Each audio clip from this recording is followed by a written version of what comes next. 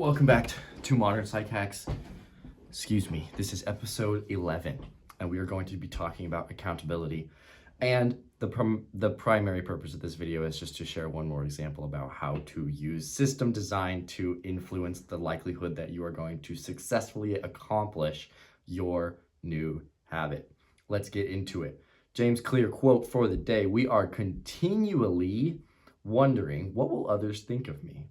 And altering our behavior based on the answer." So I gave you that quote because it's a little bit of what we're going to be talking about today, but it goes back to defining your social circle to increase the likelihood that you are going to do a habit. So if people around you value this habit that you want, it's likely you're going to do this. If they don't value it, it's unlikely that you're going to do it. That's how it is. And this was tested actually by a certain scientist who I have not researched because I didn't realize I would be talking about this until 1 second ago. So there was some scientist somewhere who was testing this theory out, and he thought, how do I use culture to build a habit? How do I essentially program a human being with culture in order to increase their likelihood of performing this desired habit?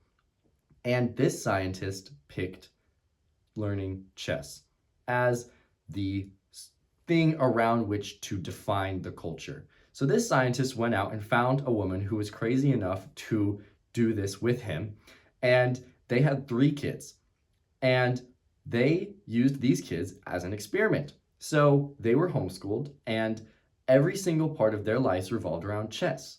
The more they were able to play chess, the more rewards they were given, the better they were treated, I suppose. I really haven't looked that much into this, but essentially they treated their 3 daughters as if chess was the most important thing in the whole world. What's interesting is the first girl was able to beat her father by a very young age. The second one was able to go on to win many national championships. And the third one was the youngest grandmaster of chess ever known at the time, and the youngest woman to ever be a grandmaster of chess. That is because the culture of chess in their household was so valued that these kids would do anything to learn it, to get better at it, and they really wrapped their value of who they were and how they were doing up in this one action. I'm not saying take it to that extreme, obviously, but you can consider that as the way to think about how much environment matters and how much culture matters. If you are doing a habit that you think is valuable, then the people around you should know about it. You should tell these people, like, I'm going to be trying to get up at 8 a.m. every single day. And they should check in with you. You want accountability on these things. They don't have to be doing the same habits as you, but we need to understand that humans will do anything to avoid humiliation, right? So, like, if you told someone, say it's like an enemy or some sort of person that you want to do better than, I suppose, which should never be a reason for doing anything. But if you told someone you don't like, I'm going to the gym today, and they're like, oh, me too, obviously you're gonna go because you're like, I'm gonna show this person that I'm going to the gym. So then you feel better about it because you're like, yep, I did it, they saw me, that kind of a thing. Don't be toxic, please, but this is kind of a way that you can do that. You should do it in a positive way, especially with your roommates, your family, people in your environment, so that they can check up on you, so that you can be inspired to be like, well, told my family I was going to do this, I'm not letting them down. You can also do this at another level. So what I did that was really helpful to me was I told a friend, I'm going to do this habit every day. Insert habit X, whatever it was that I did. You can check the last video, but I told him I'm going to do this habit every day. If I don't check in with you, I owe you $15. Straight up. I'm going to cash app it to you, no questions asked. Originally, I was telling myself, like, I'm going to do this habit. If I don't do this habit, I'm going to rip $5 in half. And then I was like, well, that doesn't make any sense. Like, I don't think I would actually do that. I hope I wouldn't do that. I don't know. So then I went home and I had some $5 bills ready and I was like, I'm not going to do this. So I just would send it to him and he goes, why not make it 10? And then I was like, why not make it 15? So it was 15. So we started doing it that way. And then what happened is that I was very motivated to do the habit that I told him I'd be doing every single day during Christmas break. And that is a way that you can use social humiliation almost as kind of a negative barrier for you, so that you have the systems that you've set up and you also have a social barrier that you've set up. You can make as many barriers as you want, and I encourage you to think outside the box. If anyone else can come up with any ideas that are like this, but better, then please put them in the description or hit me up, whatever. Anyways, we are going to be looking at the specific way that you can apply what we learned from the last video, which is the habit feedback loop. So this video that I watched that talks about this example is from the YouTube channel 1% Better, and it's called something like How to Be 37.78 Times Better at Anything, and it's a book review of Atomic Habits, which of course I watched, and they took this more seriously than I did, and they went step by step, and they defined which areas they were going to be using from the book's wisdom and how they apply that to their life. And we're going to go look a little bit into that now. So the first thing that they did is they started with the first law. The law number 1 is make it obvious. So what this guy did, I think it was a guy, at least the narrator was, but he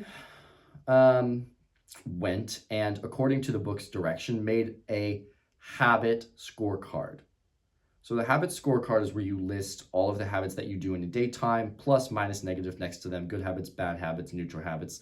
And you use this to determine the way that your brain understands your schedule. It's not your schedule, it's the series of systems that your brain is getting used to.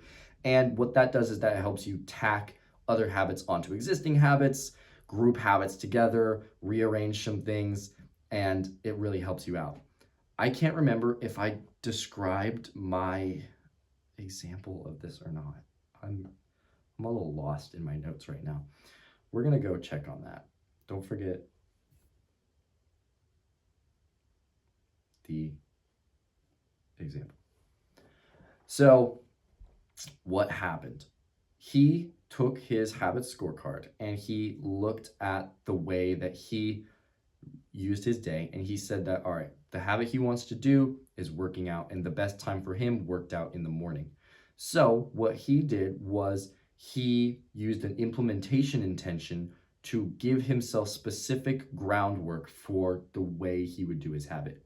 By the way, you need to be specific. This is important in setting barriers for yourself, because every single time you leave something up for debate, your future self will take the easy way out. They will say, or you will say, I only really specified this one thing, so I don't have to do it this way every time. You got to get really specific, especially if you are going to be paying someone money. Like you and them will be fighting about like, well, I did it, but I didn't put it in. And he's like, well, you have to put it in. That's the whole thing. That's why you're paying me, because I need to check to see that you're putting it in. And if I don't see this, then I don't believe it. And then you're doing it later, but saying you are. You have to be specific about the conditions.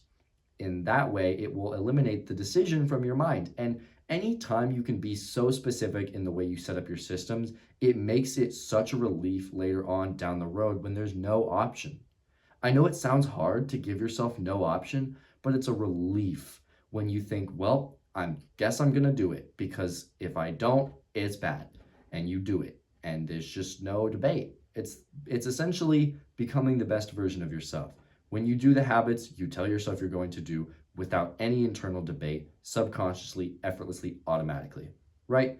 So the way that this guy also used his habits to make his habits more obvious, to make going to work out in the morning more obvious, is that he would put out his workout clothes and the workout mat and his yoga mat out in his living room so that it would feel as if he had already started it.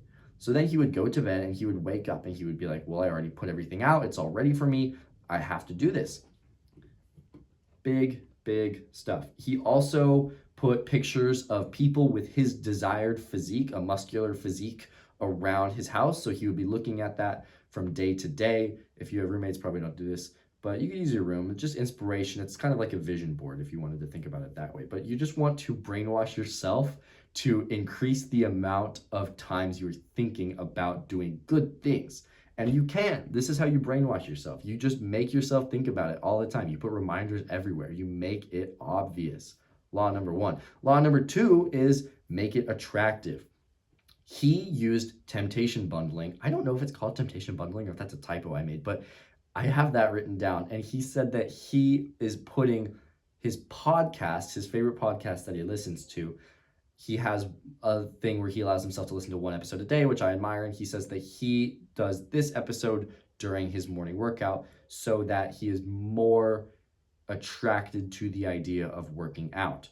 I also like the fact that it's a podcast and not music because it's less dopamine and more mind provoking, I suppose. Depends on the podcast. And then he also used mental verbiage to rewire the way that he thought about this habit. So instead of telling himself, I have to work out, he told himself, I get to build strength, I get to build a physique that I am proud of, and I get to do these things because I am lucky and I live in a good house and I am able to do this. So I'm going to do this because it is a good thing and I will feel better. It's also a good thing to say afterwards, after you complete something, to be like, whew, I feel good.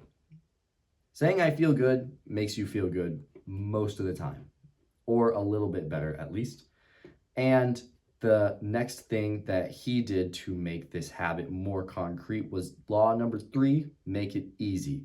So in order to make it easy, he used the 2-minute rule. Every time his alarm would go off, he would do the first 2 minutes of the habit.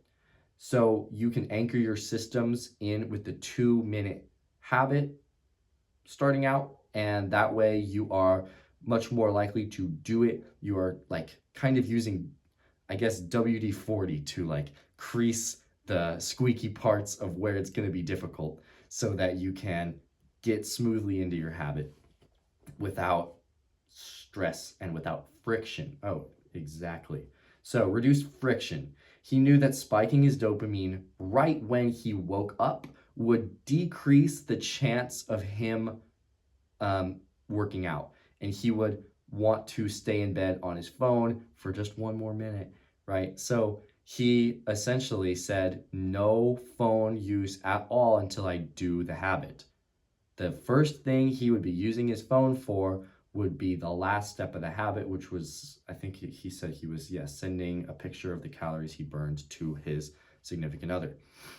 And the last step of making it easy is he primed his environment with placing the items out the night before, so it felt like there's no way he could not do it. Number 4, satisfying. You want to make your habits satisfying to increase the chance that you are going to go back and do them the next time. His habit tracker calendar is in an obvious place in his kitchen. So when he finishes his 10-15 minute workout, he goes over to the kitchen and writes a big red X on the day that he did the habit, which I guess would mean like your whole day, that's an X. So you can't write anything down for that day, but I don't know. It might just be a calendar. You could just get a calendar specifically for that habit. Also, it's nice to know what the date is without checking your phone, especially if someone needs to sign something. You're like, I already know the date. Don't even give me the date. So that's fun. He also uses the accountability tactic to send a picture of the calories he burned to his partner afterwards, which is fun. You can be like, look at me, I did this. And then he said that afterwards he tells himself, and he uses his mental verbiage again to tell himself that he wants to be someone who doesn't skip workouts. Now that's important. He's not telling himself, I want to be someone who's super masculine and macho and jacked, because I don't know, that life doesn't really happen that way. It doesn't always mean that that's going to be the end result. It could be something completely different. But he said that he wants to be someone that doesn't skip workouts. And that's switching himself from a goals-based mentality to a systems-based mentality, where you are wanting to focus on the action that you need to do to achieve the goals that you want. So he did that. And then he also said that he doesn't want to think about his goals and doesn't want to tell himself, I want to be 10 kilograms lighter by the end. I don't know what a kilogram is, but 10 kilograms lighter by the end of the month or whatever. He just wants to tell himself that he wants to be someone who feels good, enjoys fitness, and doesn't miss a workout. That's the whole process of thinking about the joy is in the journey, not the destination. That's what we're trying to do. So afterwards, at the very end of it, he would clean up his workout area and set it out for future use and prime his area for future use the next time. He would roll up his mat and put everything in this specific area, but he would keep it organized, clean, and in one zone, one use. And that is the end of everything that I have for this video. This was kind of jumping around between topics, but I hope that